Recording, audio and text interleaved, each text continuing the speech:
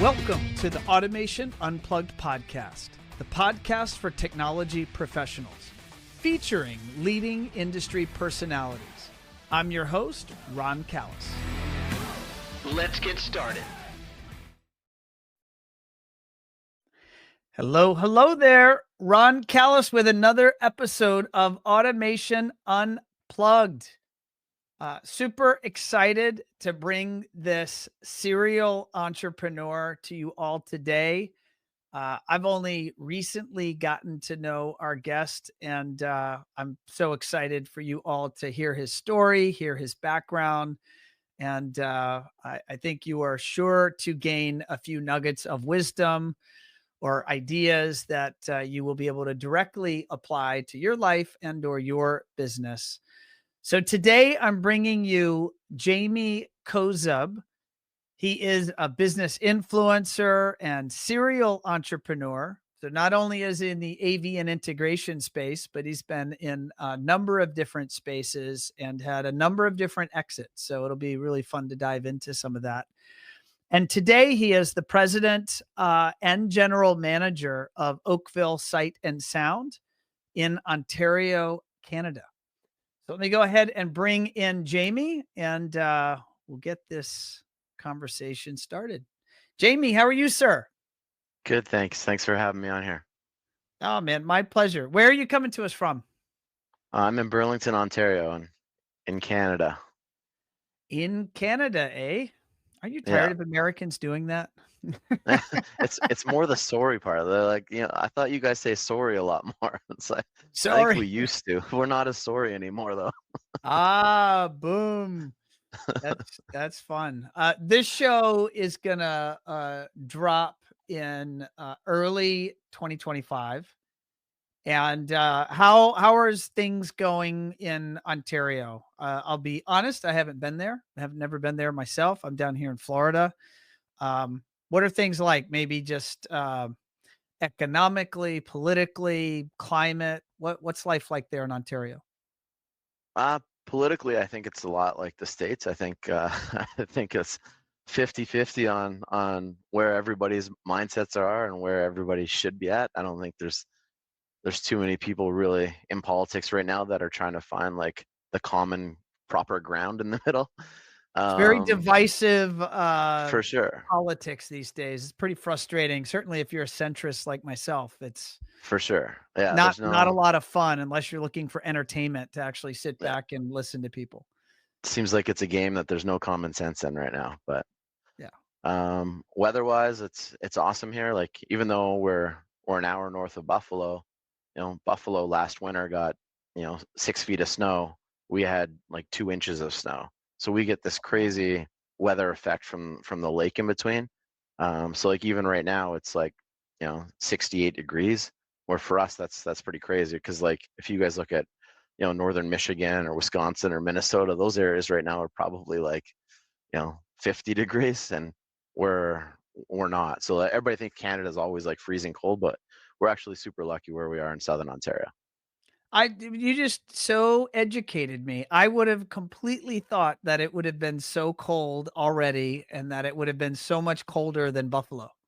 No, and weirdly enough, when we were in San Diego together, San Diego and Burlington literally had the exact same temperature for like 3-4 days, where it was like 78, 76, and that was like that was middle of October. You know what I mean? So we get some weird flashes that go through, and we don't have to deal with any crazy weather issues. Like we get the odd small tornado that may or may not come around, but like we don't get any hurricanes, we don't get any forest fires, we don't get anything.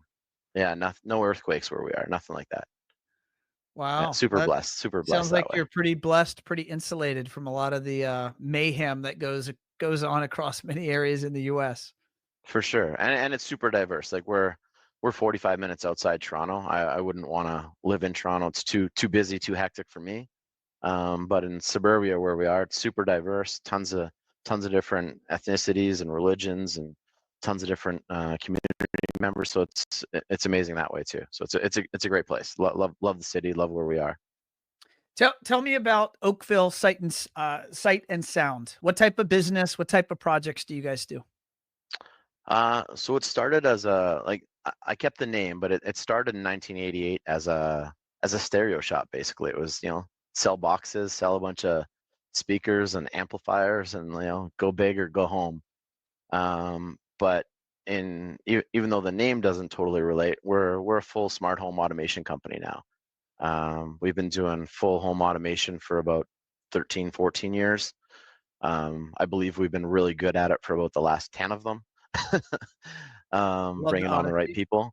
Yeah, like we were the typical trunk slammer at first when we were learning it, right? It was me, a buddy, and and a vehicle. But we've grown from that. We're six crews on the road, 2 project managers, 2 sales managers, an operations manager.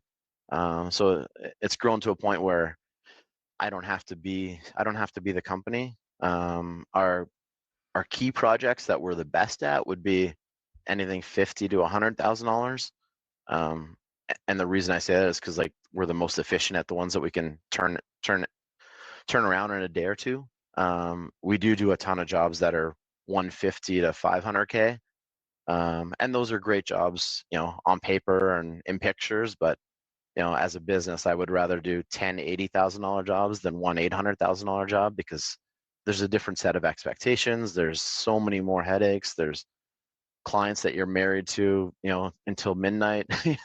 Cash moves But a lot faster in those smaller projects as well.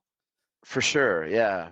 But as we've grown, so have the builders that we worked with. So we used to do a ton of those 80 to $150,000 jobs that were awesome, and the builders loved what we did. And then those builders grew from building 4,000 square foot homes to building 14,000 square foot homes. So then we started doing $500,000 jobs and such. So as much as they can be painful, they're amazing for the growth, because it does get your name out there. You hit a different level of professionalism, keeps the guys way more excited, because the techs love doing those jobs for the most part. They don't like the last 10% of the job when we're going around to those jobs and you're kind of trying to check off those final to-do lists, because that's the point where the guys kind of get frustrated. But yeah, that's where we've grown from a stereo box store to full home automation, What and still room to grow. radius?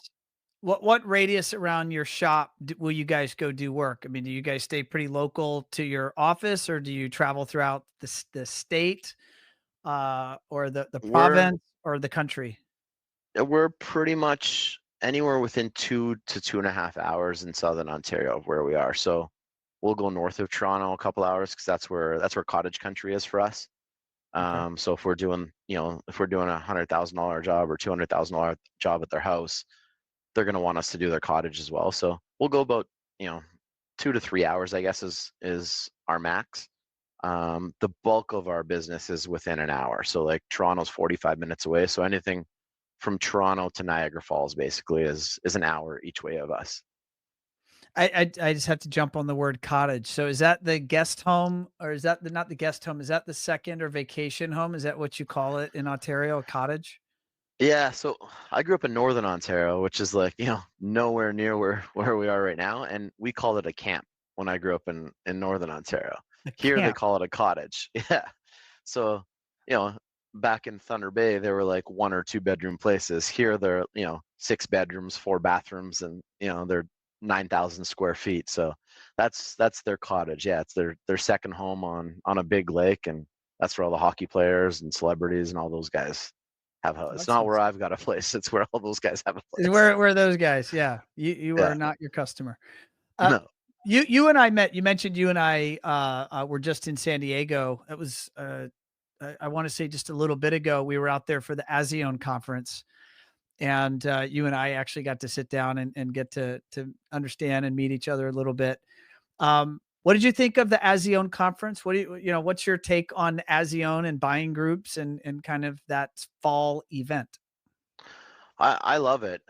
We've been a member of ASEAN for 3 years, but I didn't really understand, other than the better programs. The reason we switched was for the programs. We were a part of a Canadian buying group. for 6 or 7 years, and it was basically just about the numbers. And that's why we switched to Azone, because the numbers were better, and Azone focuses on the custom integration side, where all the other ones are more retail focused. So half of what we sold, we weren't getting accounted for.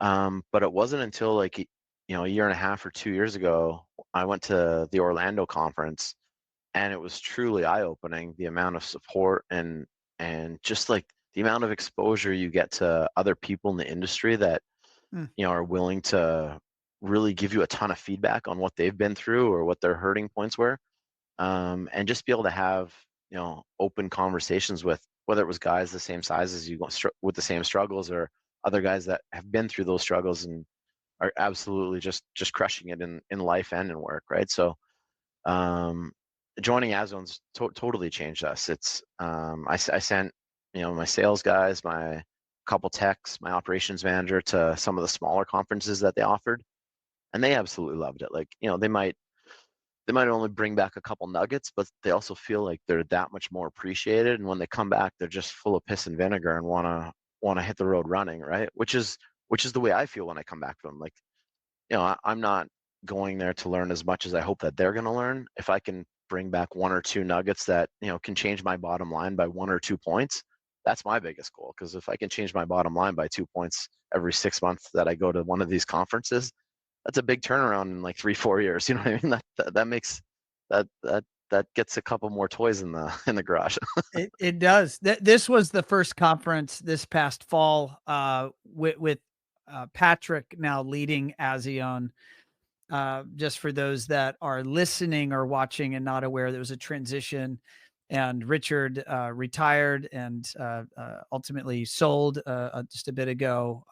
Azion was acquired by Nationwide, and there was a transition of leadership at Azion.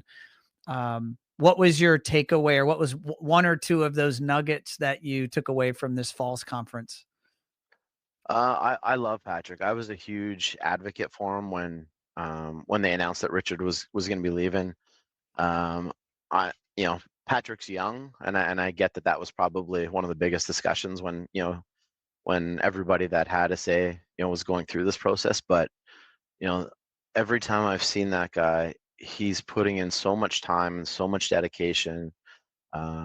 He gives everybody his cell phone, everybody his email. So like he lives and breathes this. So I truly believe that he deserved the shot to have it, and I'm happy that's what everybody decided, because he proved at this conference that he is the guy for the job. He's pumped up. He's ready to take everybody to the next level.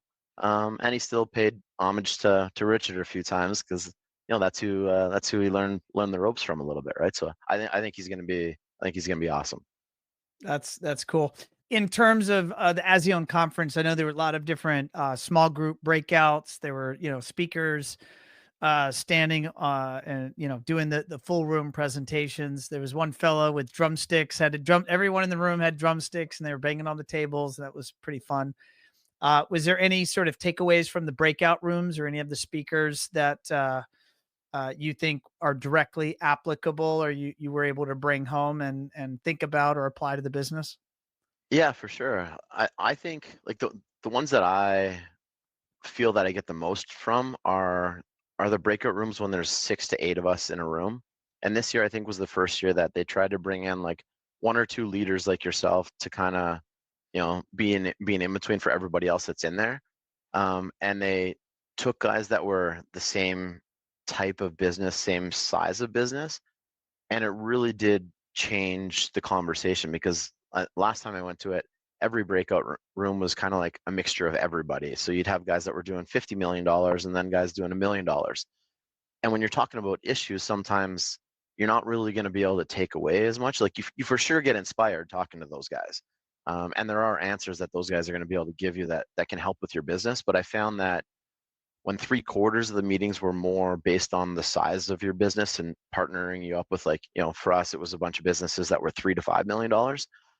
We learned way more because we were all dealing with the same types of issues in different ways. And there's things that I was doing really well at that I have no clue on how to build the other part of the business. And other guys had the opposite issue. So I took the most away from those. And then there's 1 or 2 meetings where you do have the full mix of everybody and you have those open conversations with guys that are just absolutely crushing it. And those are the guys that I learned from to try and, how can I change my bottom line by 1 or 2 points? And I brought back two big things this year that are for sure going to do that for me. And we implemented them the day I got back on every project proposal that we started putting out from that point on. Now that sounds pretty amazing. Do you mind sharing what that thing or one of those things was? For sure. So one of them was adding a 2% shipping fee to all the products that are on a quote. So if the quote's 150 grand, we added a line item right below, products, labor, and then shipping fee, and it was 2% of whatever the product cost was. Now, when we've been figuring out our costing, we're usually including what that cost is on some of the products, but you're missing it on a lot. There's discrepancies and stuff. So in putting that in, the guys were saying that they had little to no pushback on it because people understand there's cost of shipping, and in Canada it's way more than the US. Like, Yeah. anywhere you guys ship any of these electronics or products in the States, it's almost always free shipping. 90% of what we get isn't free shipping because it's super expensive to ship to Canada because there's 40 million people spread across a country bigger than the USA. So it makes shipping products a lot more. So that was one of them. The other one was, with us being a $3 to $5 million company, we don't properly track our project management costs. We track our labor really well, but project management and back-end management of every system, we're kind of just guessing when we quote the job at the beginning. So, you quote a $200,000 job, you guess that it's going to be, say the number's 60 hours of project management time. You can't really change that, and there's no real way to scale that, where a lot of the big guys were saying that they've figured it out, that it basically always works out to a 15% of what your labor cost is what your project management should be. So they don't quote a project management hourly labor in their labor. They just have labor and then a line item under shipping that's project management fee, 15% of labor. And every change order goes out with that. Every quote goes out with that. And so far, in 3 weeks, we haven't had anybody push back on that. Wow. And like, on change orders, that's a big thing for us because some change orders you're not always adding the right labor cost because you're just guessing because you don't really know what the guys on site did or didn't do. So having this blanket fee, it makes I believe it's going to make a big difference, and it's probably going to change it by more than 2%. But those were two huge things that we've had little to no pushback, and we're not really selling them anything to get that either. Well, that's effectively raising prices, but in a very defendable way, which means that's going to track right to the bottom line. For sure, yeah. And we did raise our prices as well. So I guess there was 3 things because I can't believe what companies in the US are able to charge. It's on average, it's like 195 to 220 an hour, and we were at 130 an hour in Canada, which is like $100 an hour for you guys. So we Right. upped it to 150 the day we got back as well, and we're probably the most expensive in Canada now at that rate. But we're booked 3 months in advance. Right. If somebody offered us a $200,000 job tomorrow, like I had to give one to a competitor a month ago because we couldn't execute it within the next 2 months or start it in the next 2 months. So I believe that, like, for every client that may fight us on that $150 an hour, then that's okay. We might not get that job, but the other jobs that we're executing them better. We're not sweating as much based on like what is our labor costs and are we like efficient with our time. And maybe that shortens what our window is for being able to execute a new job. Instead of us being 3 months booked out, maybe we're only a month. Because the other problem we have with being so busy is we're not great at service right now. Mm. So if we're not booked out 3 months because of this, we could probably make our service to the clients we are charging 150 an hour a lot better. So I know it's kind of a catch-22, but I really believe that that's going to help us be a better service company. And I guess in a way it kind of like weeds out certain clients that don't see the perceived value in what we're charging. No, I think that's brilliant. Sounds like you've continually been able to gain critical ideas that you could directly apply and make your business better. I think that's amazing. Now, for those that are listening to the podcast and not watching us, what you haven't seen is Jamie's waved his hand a few times. And what I've noticed is his hand looks pretty terrible. It's bandaged up. There's 3 fingers that look like they've been through a blender. What's going on with your hand, Jamie? I thought it would be the good husband. My wife plays co-ed soccer, and they were down a player or two. So I said, hey, like, I used to play goalie in soccer, so I'll come play goalie for you guys, and hopefully it gives the other guys a break a little bit. And with 4 minutes left in the game, I dove, saved the ball. The guy that I saved the ball in front of wasn't overly happy, and he just absolutely swung and kicked my hand as hard as he possibly could, and broke 2 fingers, dislocated 2 fingers. I knew right away that had happened, and I had goalie gloves on. There was still 4 minutes left, so I played the rest of the 4 minutes, made a couple more saves, went through the handshake line. I didn't want to give them the satisfaction that he had hurt me, so just toughed it out. And then we went to the sidelines to go get changed, and I took the glove off and showed my wife, and I just said, I think you got to take me to the hospital because I've got a couple broken fingers to deal with. And all 3 of them were pointing in totally different directions. It wasn't a pretty. Were you in shock? Like, did you feel the pain yet? I felt it. Yeah, like it. I've never had a but broken finger. I mean, I'm admitting I've never had a broken bone. it didn't really hurt until like an hour later. Like sitting at the hospital when it started throbbing and swelling up. That's when it started hurting. Initially, like it didn't hurt per se. Like it felt like it was frozen cold. Like it was just it was more in shock, and like super numb. Which is why I was still able to like play through. But I could tell, like I knew my hand was like mangled. I just didn't want to take the glove off and like kill the game with 4 minutes left. Oh my gosh. And so what's your state now? I see they're bandaged. Are they going to be in a cast, or what's the doctor going to do? They're bandaged and in splints right now. Monday, I've got to go see the plastic surgeon and find out what they're going to do about my pinky finger, because I shattered the whole end of the pinky finger, and because they didn't tend to it soon enough, it really grew and turned purple. So they had to take my pinky nail off, cut it open, and release the pressure, and then stitch it back up. So I got to see the plastic surgeon just to hopefully get the thumbs up that they've done a good enough job, or he might have to touch it up so that my nail will grow back. So Oh my gosh. I should be good. Like I don't need a cast, thankfully, but I'm gonna have to wear these 3 beauties in Turks and Caicos when I go there in like 9 days. So that should be Put your be hand in a plastic bag and yeah, I'll be the creepy dude walking around with my kids with a handbag, with everybody else scared, wonder what happened to the other guy. Yeah, exactly. That's funny.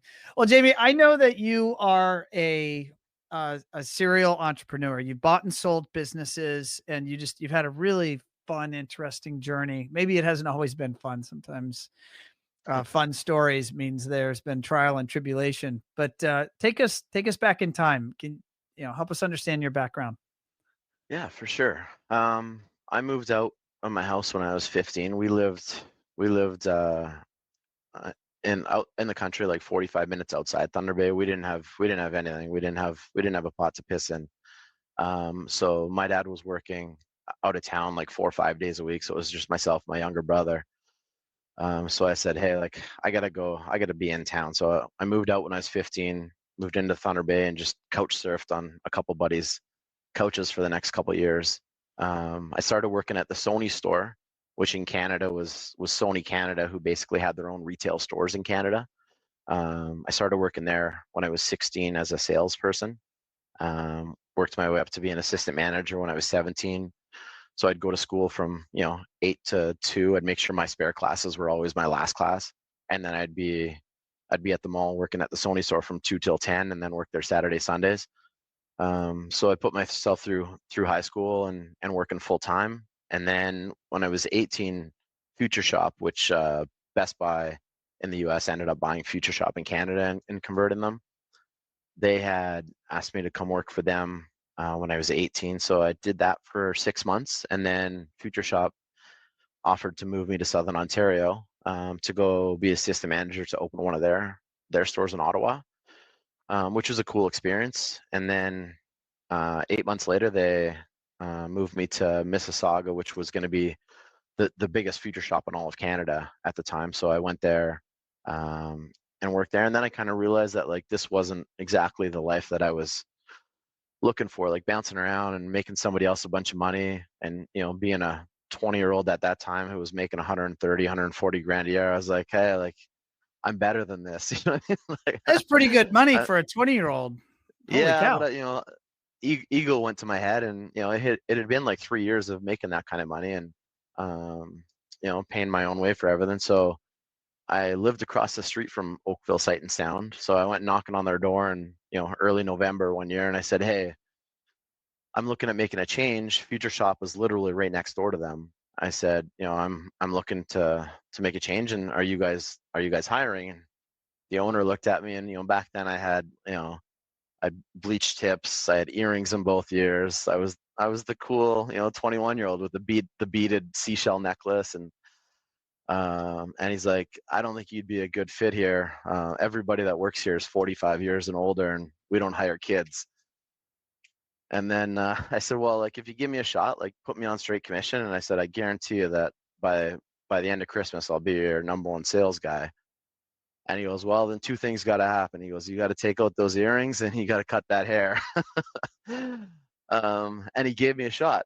Okay. You know, he was an old school guy, and Was he's he one the of my best friends. owner of the business? Gave you that He shot? was, yeah, he was the owner of the business. It was two brothers that owned it, and he gave me the shot, and he's still one of my best friends to this day.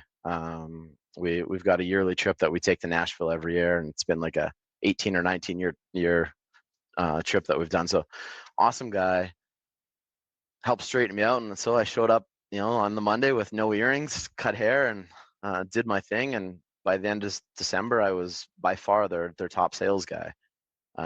So Wow. they gave me a full-time job. We worked out the numbers, and I worked there for about a year and a half as a full-time sales guy. Um, and then they wanted to take a little bit of a pullback. Like, they'd been running the business since 1988, and it was literally a stereo shop, right? Like, you know, piles of DVD players, you know, stacked around, and CD players, and you know, you go pick your bookshelf speakers and pick your 2-channel Yamaha amp. That was what that store was at the time.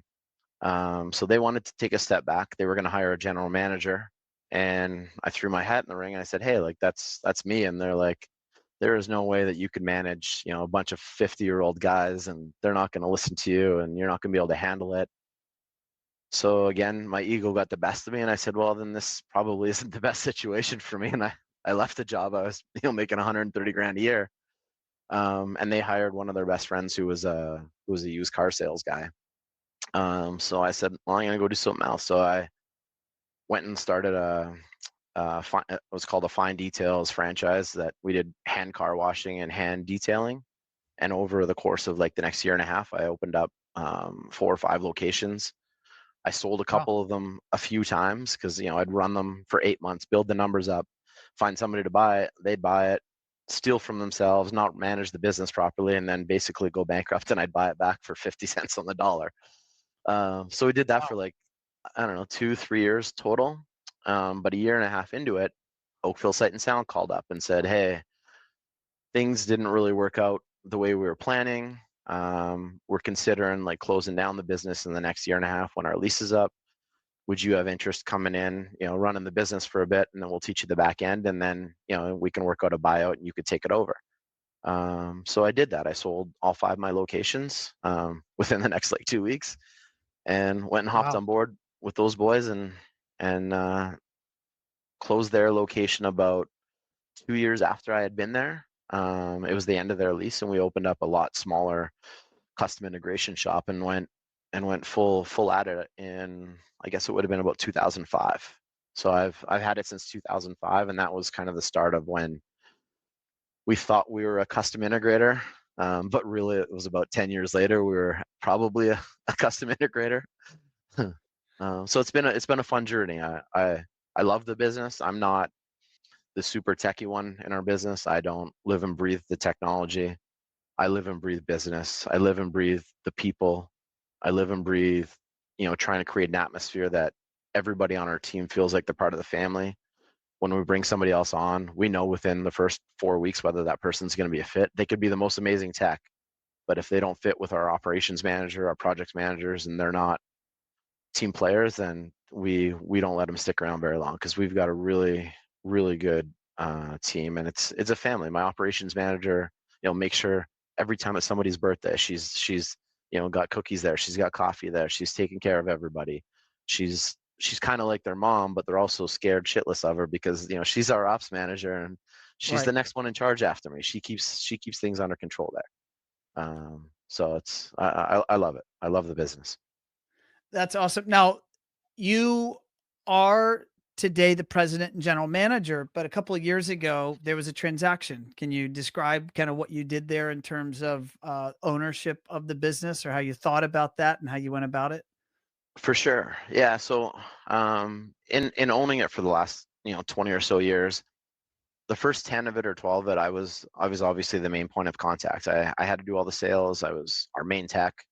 Um, but 10 years ago, I approached our Crestron rep and offered to give him 10% of the business and come on board and become our head of sales, our sales manager. And he took that by the horns, and we went from $1 million in sales to doing $2.5 million in sales over the next 5-6 years, kind of thing. We were rocking and rolling. He was loving it. But the busier we got, we didn't really start growing our operations team and our inside team. Him and I were taking everything on and trying to grow it.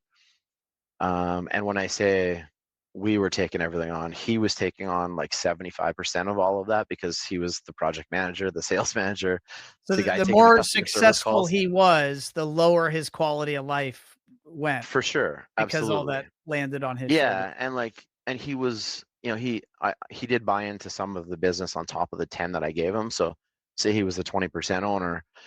When we grew, this would have been like about 5 years ago, we had the conversation. He wanted more, obviously. He wanted to buy the company, or own half the company, and we just couldn't come to a number that made sense for both of us. And it was a very, very normal like conversation. There was no animosity to it. Just there's a value in my mind being the business person, and there's a value in his mind being, dude, I'm the one putting in all the work and I've grown it to this. So Yeah. um, I said to him, hey, like, neither of us want to put in 80-hour weeks anymore. Neither of us want to put in more money. We were at a point where it was a well-oiled machine making great money. There was no reason for us to put more risk into it.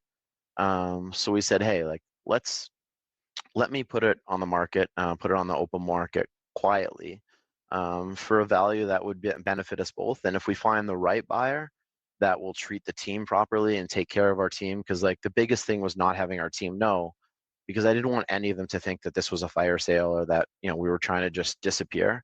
It was just that my partner was working a ton of hours and I was getting 80% of the benefit of that, which I totally understood. So this was the right way to try and solve that. And in doing this, we had multiple full list offers, and we found a team of 5 that were, a couple private equity guys and another father and son and a wife that all wanted to buy the company, more of it as an investment. And my partner Galen had to stick around for a year. I had to stay around for 3 months. And during that 3 months, it just kind of worked out that they said, hey, like, this is running really well. You guys are crushing it. Like, what would it take for you to stay on board?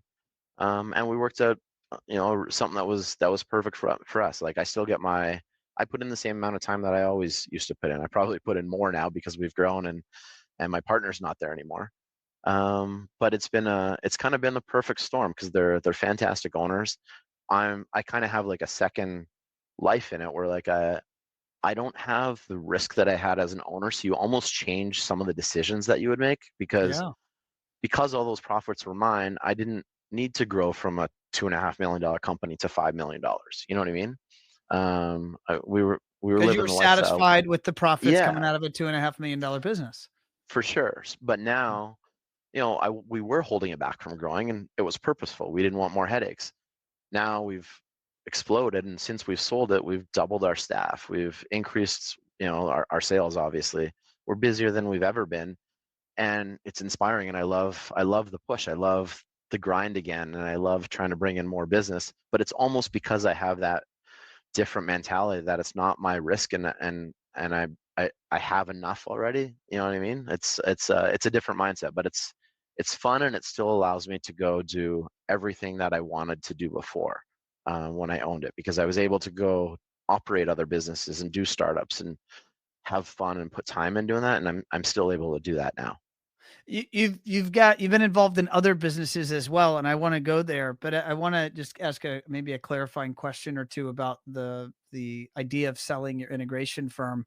Most of our audience are in the AV and integration space around the world, and it's often yeah, I'll just say celebrated, the idea of selling a business. I think keeping and running a very successful, profitable business also should be celebrated. I think it's often not celebrated enough. But For if sure. for those that are looking at the path of an exit, what were some of the things that you did to position the business, or did you position the business to be attractive to a suitor once you and your partner came to the decision that this is the path that we want to take? Any sort of either lessons you learned or wisdom that you would share with others that might be leaning it forward right now that you're talking about this? Yeah, for sure.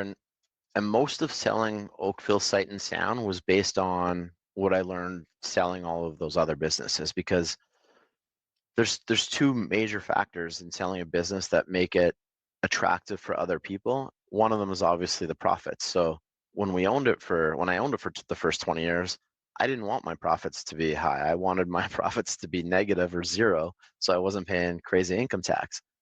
So you write off stuff. You do things differently. You operate differently. You take different work trips that you maybe don't have to take. Yep. So 3 years prior to our sale, we cleaned that up. We kept our books as clean as possible. We didn't write off anything. And you show that the company has its worth, because, in a conversation when you're trying to sell a company that's breaking even, for sure, you could try and explain to somebody that, hey, but I write all this stuff off, so you could be making $500,000 a year. It's a lot easier conversation when your audited financials show that you're making, $500,000, $1 million, whatever it is that you're profiting. The other part is they can't be buying a family business. And what I mean by that is they can't be buying a business that needs you. So every business that I've started and I've ran so it doesn't need me. So like I put in 20 hours a week, 25 hours a week with Oakville Sight and Sound, because it doesn't need me to be there all the time. I hire people for any of my businesses, and this one particularly, I hire people better and smarter than me. So in sales, I hire somebody that's going to be a better sales guy than me, which needs to be technical. Operations, I hired an operations manager that she's a bulldog. She's way better at that job than I could ever be.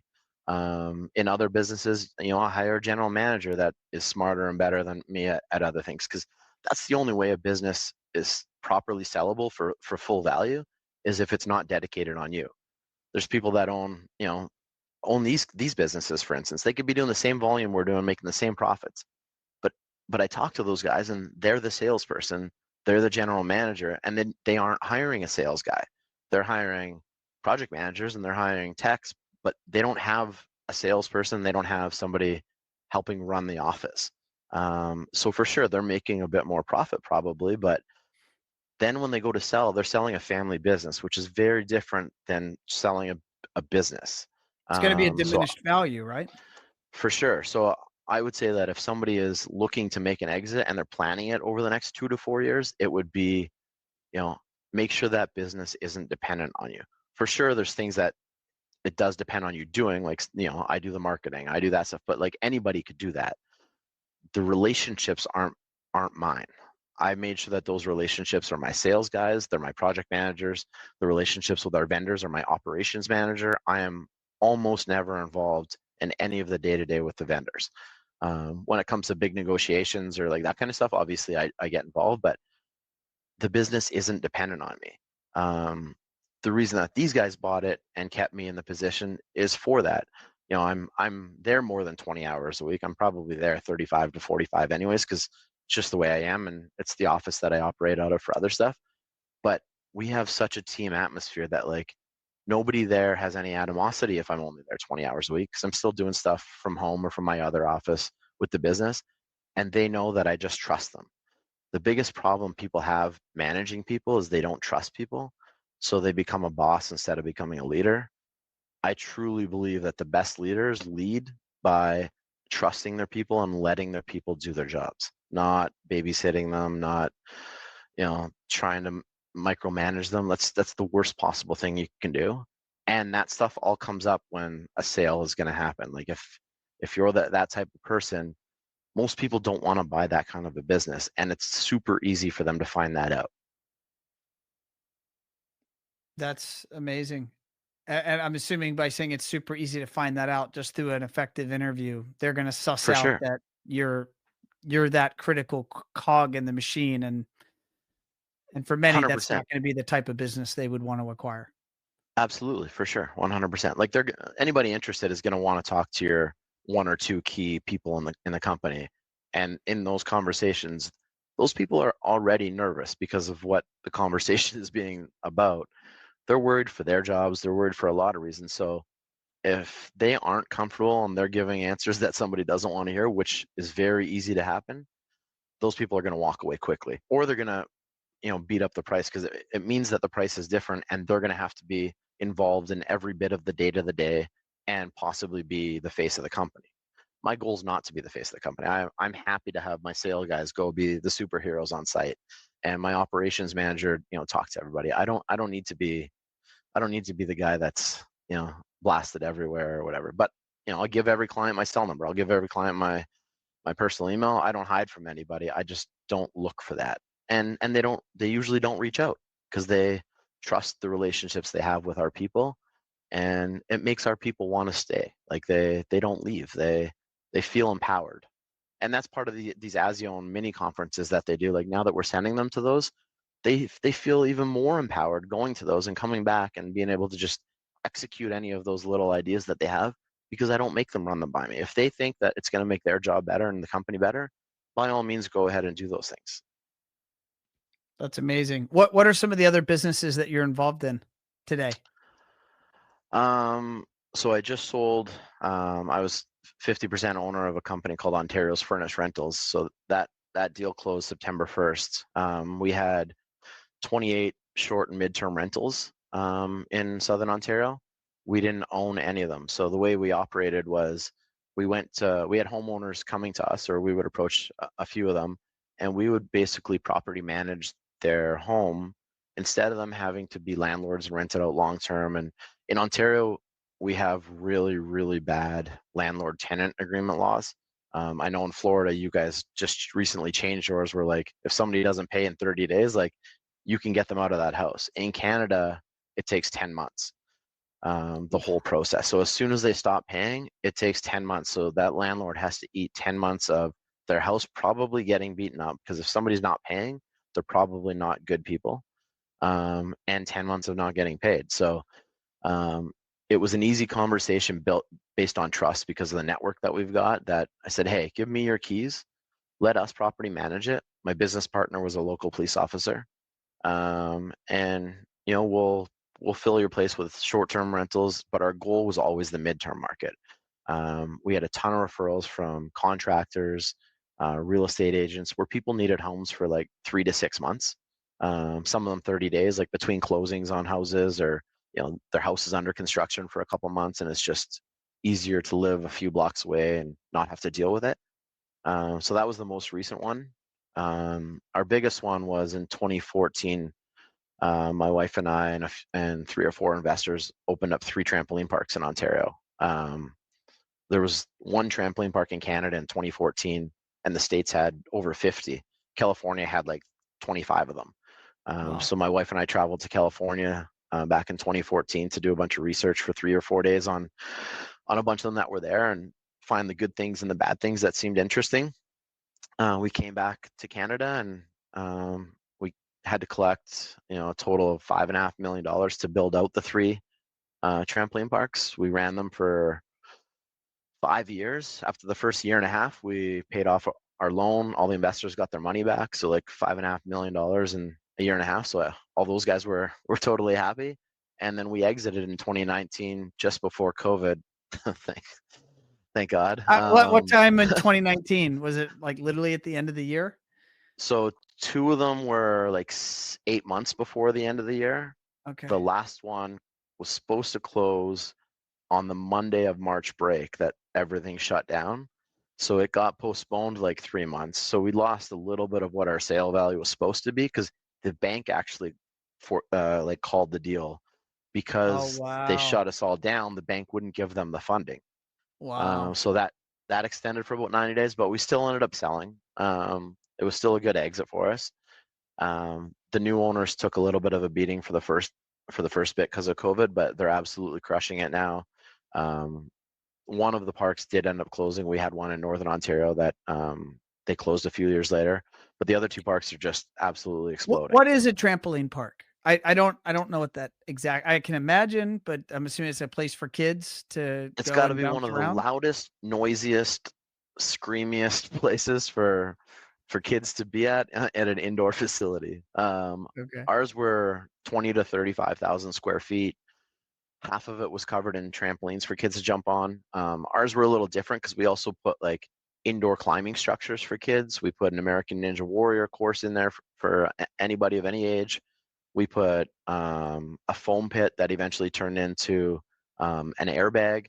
So ours were more like indoor kids play places Okay. versus just trampoline parks. And we kind of learned that from a few of the parks that we went to in California because almost all of them are just trampoline parks back then. And now you see if you go to any of them now, they've all converted that basically half of their area is trampoline. The other half is a whole bunch of other stuff, arcades Just and all this other stuff. diversifying the For sure. demand. You know, people may want to Absolutely. do A and not B, so you're giving Yeah. them more Yeah. options.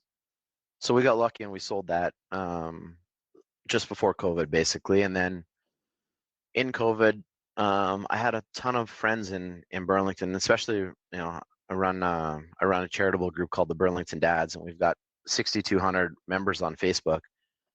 There was a lot of guys that had small businesses locally in Burlington that couldn't function as a business anymore because of everything that was going on and the laws that we had.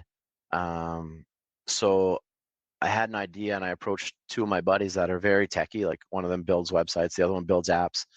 And I said, hey, I'll give you guys 33% each of this company. Here's my idea. I said, I've got a company I want to call Fresh Wagon, and it'll be to your door delivery of fresh fruits, fresh vegetables, fresh meats, fresh bread, fresh chocolates, all local places around our community that we'll pick up from them or we'll get delivered from them, and we'll take it to people's doorsteps. So not really like an Uber Eats or that kind of stuff, because we weren't like, hey, like within an hour we'll deliver it. We were like, hey, Tuesdays and Thursdays, here's our 2 delivery days. Go to our website or go to our app, and here's all the local businesses you can help support by ordering from them directly. So our agreement with all of the vendors, where we take 15 or 20%, depending on what kind of margins they had. Whatever we sell, we'll take 15 or 20%. You guys decide on what we price it at. So they would give us the price. We had zero inventory because all the orders had to be in, 24 hours before. Our system was automated so that it would send those orders directly to our vendors. They would have everything delivered to our warehouse that we had, which was Oakville Sight and Sound's warehouse, since I had a bunch of empty space. No way. We would procure it and put it all in, baskets or bags or boxes. We ended up doing big, I guess like apple boxes, like those boxes that fit like 40, 50 apples. That's kind of like what we dressed up. We ordered a bunch of custom ones that were white and put Fresh Wagon stickers on them. So every doorstep delivery, we were dropping this off on their doorstep because you couldn't really talk to anybody. We went within 3 months of opening it, we were doing $30,000 a month in deliveries, just local. Like it was literally just Burlington. Like just there's 200,000 people in Burlington. It's a big So idea. yeah, so I ended up getting an email from one of the grocery stores, like one of the big chain grocery stores up here, and they basically said, hey, like we'll give you $250,000 if you close your doors, because we were stepping on their toes too much. And that wasn't our goal. Our goal was not to build this to just sell it But you and close were the doors. helping the local For retailer. sure. So what I did was I approached our biggest vendor and I said, hey, we've exploded your business. Here's what we're being offered. If you'd like to buy this and continue it on, I'll sell it to you for the same price. And that's what we did. We sold it to her. She couldn't come up with the financing, so we financed it over the next 12 months for her. and she kept growing with it. Her numbers have been phenomenal. She kind of expanded. We were local to Burlington. She was more Mississauga, Toronto. So she's kind of pushed the network more Mississauga, Toronto, and really gone after like supporting women's businesses, women's food businesses, women's soaps, like that kind of stuff. Which isn't exactly what we were doing, but she still continued with She's put the her own reason why. spin on it. Yeah, but still doing the reason why we wanted to do it. It was to help local places that can't do delivery. Like those places just can't afford to like buy a van and have a full-time delivery guy. So it worked out awesome. We literally sold it within 8 months of opening it. And it was just a crazy cool experience during COVID when everybody was at home going like, oh my God, like how am I going to pay the bills? What are we going to do here? Jamie, you have more good ideas, it seems like, in a week than some people have in a lifetime. And what you also act on them. So that's not even a question. That's a compliment. Yeah, my That's wife would pretty call that cool. being an idiot. That's what my wife would call it. I'm an Well, idiot. not if you're putting all that change in your pocket and helping the people that you're helping. You mentioned a few minutes ago the group that you started. I made a note here, Burlington Dads. You Yep. mentioned that has 6,300 members. I know, doing some research, you've received, local accolades from your government, both your local government, your federal government, for some of the things that you guys have been doing. I'm going to share on the screen right now, and I'll say it for those that are listening. The website is burlingtondads.com. Can you talk about what that group is and what you're trying to achieve with that group? Yeah, for sure. So I didn't start it. The group's actually been around on Facebook for 11 years. It was Okay. 4 guys that started it. It was more of a, if you need to borrow a tool or you need to borrow something or you need a hand carrying something, it was just a dad's group. And there's nothing wrong with that. Like it was awesome. It built itself up to like 1,100 or 1,200 people. Um, when I joined 5 years ago, it was COVID actually that when I joined the group. Um, there they had done one golf tournament where they had raised a little bit of money, but the goal of the group wasn't to go raise a whole bunch of funds and have a bigger look. Their goal was, their name was always Burlington Dads, Dads helping others, which is what they did. Anybody, somebody would need a bicycle because theirs got stolen, or somebody needed a wheelchair because they couldn't afford it. You would have 15 guys that would say, "Hey, I can donate $20. I'll donate $20." So it was a lot of that. I approached the guys that started and I said, "Hey, like any any reason why you would be against me trying to go and grow this and try and do bigger things if we can?" And they were all for it. And the first one was one of the guys during COVID actually started this thing that we called the birthday parade. So kids couldn't celebrate birthdays. They couldn't have birthday parties during COVID. So this gentleman had like 3 or 4 cars that they got together, and the families would get in the cars and they went to 3 or 4 houses that they knew it was people's birthday or whatever, right? Like they had a couple of people that reached out and said, "Hey, like that's a cool idea." So I started helping him with that on the second week, because this became a weekly thing. We were going to do this like every Sunday. On the third week, he was kind of like, this has gotten to be a little bit too much for me. Like, do you wanna take this on? I'm still trying to run my business. And there was maybe like 20 cars at the time that were doing this, and we had 4 or 5 places to go. So I said, yeah, no problem. So we created a page, a separate group for it. It absolutely exploded. And the first drive that we did that I took over, we had 120 cars, including motorcycles, in our Holy in our parade, and we had 21 stops to get to throughout the city of Burlington. It took us 4.5 hours to do it, and we literally were shutting down streets. Like the motorcycles would like pull up to the front of a major intersection, block traffic, and like it blew up. Like the media took, like the That's it. federal politicians were talking about it. Like they talked about it in one of their House of Commons things. The news was going crazy. People were reaching out all over Facebook, and they just thought it was like the most amazing thing. And we ended up continuing that for like 2 or 3 months. I think that was the point where COVID started to like ease the restrictions a little bit. And in total, we ended up doing like 250 people's houses, and it ended up not just being like birthday parties. It was like, it would be other things, like somebody would pass away, so we would drive by and the family would be outside and they'd absolutely break out into tears because, we're coming by and everybody was decorating their cars too. So we'd have signs on the cars, we'd have lights on them. We started Wow. putting Christmas lights on the cars. Like, it was amazing. So that was the first thing that I was able to be a part of that was like, this really can be big. This could be super powerful. So I got more involved as an admin for the group, and I probably took it over like 4 years ago. And a couple of the original guys are still a part of the team.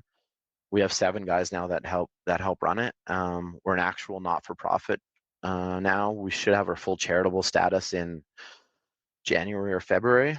6,300 members, and we've raised over $500,000 in the last 4 years. That all stays local. Everything we do is only for local small organizations that really have a hard time getting government funding. A lot of the times people don't know who these organizations are. They've never heard of them, but they do some super powerful things, whether it's women's shelters. There's another one called the Shifra House, which they have 3 homes now in Burlington that a lady runs the organization, and it's for pregnant or ladies that have newborns. They're usually all new immigrants. A lot of them have been involved or forced into the sex trade, and once they get pregnant, then they're no longer needed in the sex trade, so they have nowhere to go. So this lady has a total, I guess, between the 5 houses, she probably has like 15 or 18 of these women that she gives them a place to stay. She nurtures their kids. She helps raise them until they're about 12 months old, and then she tries to get them out into the workforce. She gets them. A lot of them can't speak English. They're very broken English because they're coming from not great situations overseas. So it's organizations like that really do some powerful things that nobody would know about. So they've started approaching us over the last 4 years, these kind of places, and we're just trying to take the bull by the horns and change as many lives as we can in that group. And it's been amazing. It's been super inspiring, super humbling. There's things that you see that you hear about, but you never really see it firsthand. And when you do see it firsthand, it knocks you back a few marks and makes you go, you know what, there's bigger things in life than having a business that makes money and paying the bills. There's a lot more out there to work for. Where does this inspiration to do good come from? There's a lot of people in the world that make money, and either they work their job and they make money, or they're entrepreneurs, or whatever their means are, they have money, and that might be the end of it. And my interpretation is you're going a next step and involving your time, money, and energy to do a lot of good in your community. Where does that come from? Um, I'd have to say it comes from where I was raised. I had a tough upbringing. Like, love my dad. My dad was super stubborn, super hard nosed. He worked hard. He didn't save a dollar though. He wasn't great with money. He was super tough on us, like super tough on us. I moved out when I was 15 because it wasn't the greatest situation. My first boss was my dad's boss, and he'd always said, you're going to be nothing. You're going to be just like your dad. You're never going to live in $1 million house. He was an old German guy that ran a scaffolding company, and he treated my dad like total shit for like the 5 or 6 years that I knew him, and he treated me the same way when I was 15, working in the yard for him. And I decided back then, I told myself that I want to change my stars. And so over the next 4 years, that's why I worked so hard, as hard as I did during high school. My goal was to learn from what my dad had taught me, and to not and still not be my dad, if that makes sense. Because I don't look down on my dad at all. He was stubborn. He taught me everything that I know. Sounds like He a raised tough us. guy that worked hard to take Yeah, care of his family, he did his raised us best. by himself, and the only way I could show that I grew and learned from that was to do more and do better. And once I got to a point where we weren't fighting to pay the bills. My kids had the money to go play hockey or go play baseball, and my wife and I live a comfortable life where we don't have to work 80 hours a week anymore. I realized that was the time that I've got to start trying to enable other people to have that opportunity. Whether it was I meet with people every day. I meet with 1 or 2 people that just want to talk about something or go over situations they're in their life. I want other people to realize that they have the opportunity to change their stars. I want other people to know that like there are ways to get past some shitty situations. And I've been through all of them. My best friend, I bought my first house next to my best friend. He hung himself 6 months later. I've had a ton of friends from Thunder Bay that overdosed or killed themselves. So like I've had a ton of adversity that we've all gone through. I was broke for a long time. I didn't make the greatest decisions with every business that I had. They ended up working out in the end, but those first 5 car washes, they taught me a lot because I almost lost them all by not knowing how to do my taxes properly and ended up with $40,000-$50,000 bill that my dad, who didn't save money, still ended up pulling off his credit line to like help bail me out of that, which pushed me more to go to the next level after that, because I was not gonna not be able to pay him back and not make this happen, and it worked out. There's a reason why you go through the tough things, and it's to teach you how to win. That's You got to have thick incredible. skin in business. You got, well, and in business and in life. Well, you're a pretty badass guy, Jamie. It's been awesome getting to know you. Awesome for you to share with our audience. I did want to share, you also, I know you said you don't necessarily put your name out behind this, but you are the guy behind it. There's a little Instagram channel. Actually, I went there. I say little, there's more than 10,000 people following this Instagram channel, and it's dreamers dot n dot believers, and it's a page full of just inspirational quotes. What's the background behind creating this page? Yeah, back in, I think it was 2017 or 2018. I'm, I have tattoos, all around my body, and half of them or 3/4 of them are either inspirational quotes or words that mean a lot to me. So that's the kind of stuff that pumps me up and gets me excited and makes me want to go to the next level. So I wanted to do the same for other people that are inspired by the same kind of thing. So we created a quote page, and after the first 2 years, I brought on one of my buddies to help me because it takes a lot to post 3-4 times a day, and to keep pages active. And even that, like we could still do better. It's not our main thing, but for 5 years, we've just put out stuff that means a lot to us. We want people to be able to have a place that, even if they're just slightly glancing through and they're scrolling through, they see something like that, it can change your mindset for the next hour. Seeing something that's inspirational versus seeing something that Fox News or CNN News or some bullshit station like that is posting, and it's demoralizing you and it's taking you back and making you Yep. think the world's a bad place. Every once in a while, you just need that one thing that triggers happy thoughts for the next hour, and that was the whole goal of this. Like, I don't promote on my personal page that I'm this guy. We don't post on the Dreamers and Believers. It's not at all connected to me. My name's not on it. His name's not on it. That wasn't the reason for it. It was, we want people to live by those 4 words, and I live by those 4 words every day, and I tell my kids to live by them: dream, believe, achieve, and inspire. And that's the order to live through life, whether you come from nothing, whether you come from everything. If you don't have dreams and you can't try to achieve those dreams, and you can't be successful at those things and then be able to help inspire other people to do those things, then I don't know why we're here. That's the sole purpose why I'm here. I try and make my kids live and breathe this every day.